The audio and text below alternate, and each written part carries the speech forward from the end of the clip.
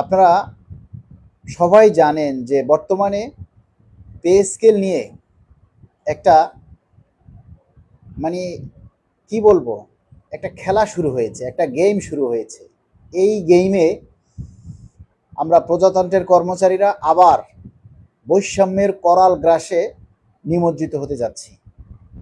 তাই এই বৈষম্য থেকে উত্তরণের একমাত্র উপায় হচ্ছে কর্মচারীদের ঐক্যবদ্ধ হওয়া। আমরা কর্মচারীরা যদি এখনো চিন্তা করি যে আমরা ঘরে বসে সবকিছু পেয়ে যাব, তাহলে আপনারা এখনো জেগে জেগে স্বপ্ন দেখছেন। ঘরে বসে থেকে পাওয়ার সময়টা এখন আর নেই। এখন যেটা আপনাদের পাওয়ার, সেটা আপনাদেরকে সংগ্রাম করে আদায় করতে হবে। আপনারা জানেন যে আজকে টিবিসি নিউজ, কালের কণ্ঠ সহ যুগান্তর আরও কয়েকটি অনলাইন পত্রিকায় একটা নিউজ বের হয়েছে। সেখানে বলা আছে, অর্থ উপদেষ্টা মহোদয় বলেছেন দ্রুতই পে স্কেল বাস্তবায়ন হবে, এই সরকারের মেয়াদেই গেজেট প্রজ্ঞাপন হবে। আলহামদুলিল্লাহ, সাধুবাদ জানাই অর্থ উপদেষ্টার এমন বক্তব্যকে। কিন্তু এই মধুর নিউজের ভিতরে যখন ঢুকলাম, তখন দেখতে পেলাম যে পূর্বের ন্যায় 1:10 বা তার থেকে একটু কমিয়ে 1:8 হিসাবে বেতন নির্ধারণ হতে পারে। তাহলে সেই হিসাবে আপনারা একটু চিন্তা করুন, যদি 1:10 অনুপাতি আবার এই পে স্কেল নির্ধারণ হয়, সর্বোচ্চ স্কেল যেটা, সেটা কিন্তু কোনোভাবেই 1,20,000 টাকার ঊর্ধ্বে নির্ধারণ করবে না। তাহলে 1,20,000 টাকার যদি আপনি 10 ভাগ করেন, তাহলে আসে 12,000 টাকা। 12,000 টাকা, এটাকে যদি আপনি 10 গুণ করেন তাহলে হয় 1,20,000 টাকা। তাহলে হয় এটা দাঁড়ায় 1:10। যারা 1:10 বোঝেন না, সেটা হচ্ছে নিচেরটা 1 গুণ আর সর্বোচ্চটা হবে 10 গুণ, নিচেরটার 10 গুণ। তার মানে নিচেরটা যদি 12,000 হয়, তাহলে সর্বোচ্চটা হবে 10 গুণ, মানে 1,20,000 টাকা। ধরুন যদি 1:8 হয়, মানে 1:8 হয়, তাহলে যদি সর্বনিম্নটা আর একটু বেড়ে যায়, মানে 15,000 টাকা হয়, যদি সর্বনিম্নটা 15,000 টাকা হয়, তাহলে সর্বোচ্চটা এটার 8 গুণ, তাহলে 8 15 120, তার মানে ওই 1,20,000 টাকা হয়, আর নিচেরটা হয় 15,000 টাকা।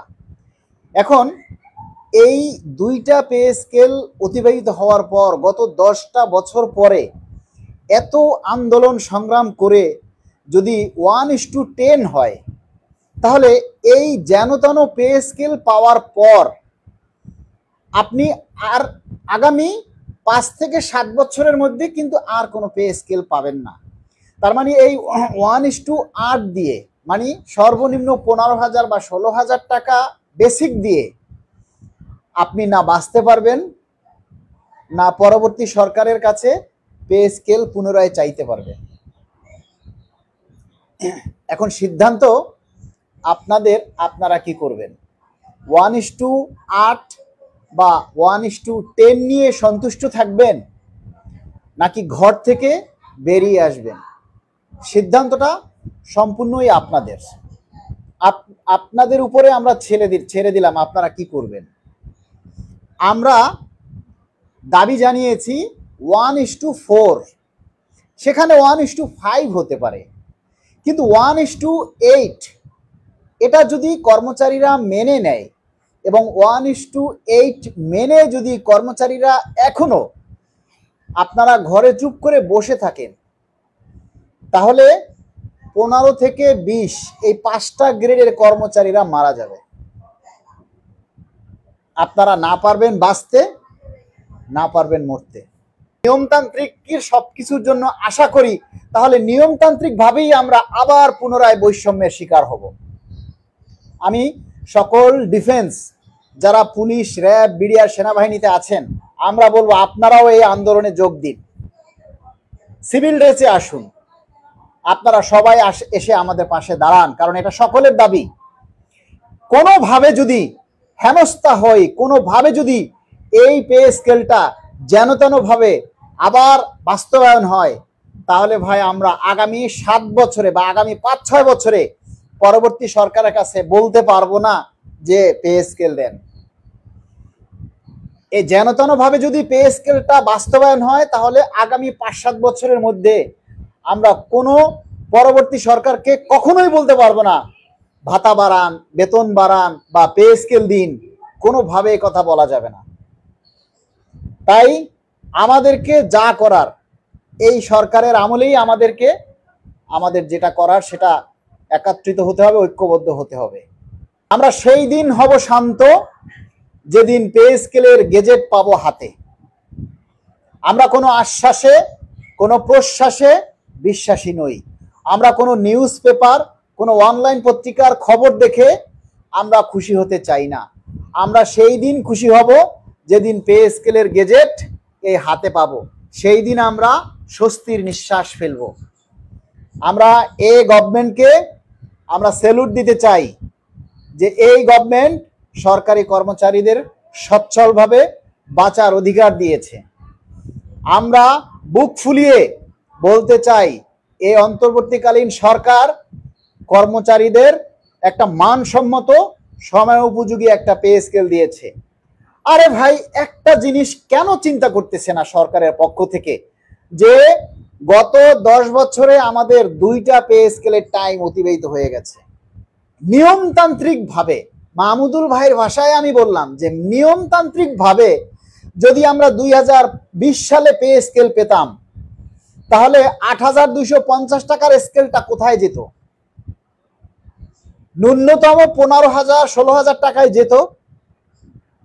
এবং নিয়মতান্ত্রিক ভাবেই যদি আমরা 2025 সালে একটা পরবর্তী পে স্কেল পেতাম, তাহলে আমাদের সেই 15-16,000 টাকার বেসিকটা কমপক্ষে 25 থেকে 30,000 টাকার মধ্যে যেত।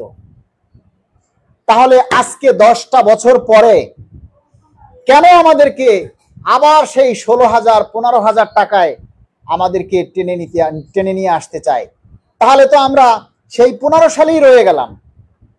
আমরা তো তাহলে সেই 15 সালেই রয়ে গেলাম, তাই না? 15 সালে যে বেতন, দ্রব্যমূল্যের দাম আকাশচুম্বী হয়ে গেছে।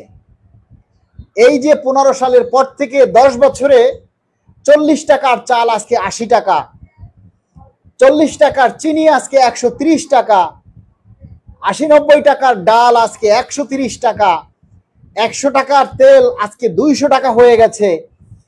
তাহলে আমরা এই 25 সালে এসেও আমরা কেন সেই 15-16 হাজার টাকায় আমাদেরকে দমিয়ে রাখা হবে? আমরা এই পে স্কেল চাই না। আমরা এই 2015 সালের পুনরাবৃত্তি আমরা আর চাই না। Do or die.